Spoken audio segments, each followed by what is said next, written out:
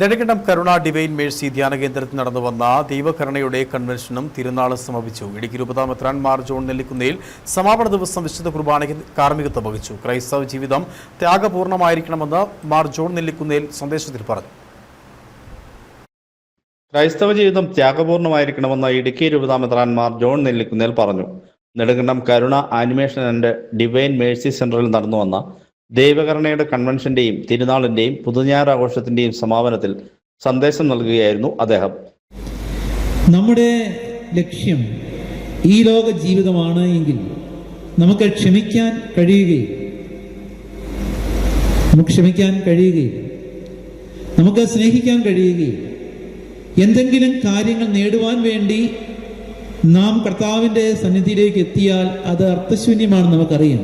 കർത്താവ് നമുക്ക് തരുന്നത് എന്താണെങ്കിലും, സന്തോഷമാണെങ്കിലും സങ്കടമാണെങ്കിലും കുരിശാണെങ്കിലും വിജയമാണെങ്കിലും ഇതാ നിന്റെ ഹിതം എന്ന് പറഞ്ഞ് നമ്മൾ സ്വീകരിക്കണം. ത്യാഗപൂർണമായ ജീവിതത്തിന്റെ ഉടമയായിരുന്നു അന്തരിച്ച ഫ്രാൻസിസ് മാർപ്പാപ്പ.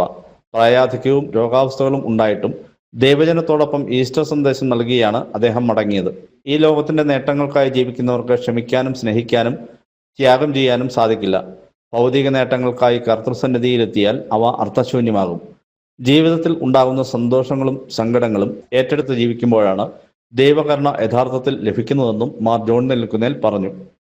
18-ാം തീയതി ആരംഭിച്ച കൺവെൻഷനിൽ നൂറുകണക്കിന് ആളുകളാണ് ദിവസവും പങ്കെടുത്തത്.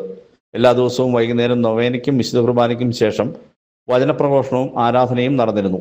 കേരളത്തിലെ അറിയപ്പെടുന്ന വചനപ്രഘോഷകരാണ് കൺവെൻഷൻ ദിവസങ്ങളിൽ ആരാധനയ്ക്ക് നേതൃത്വം നൽകിയത്.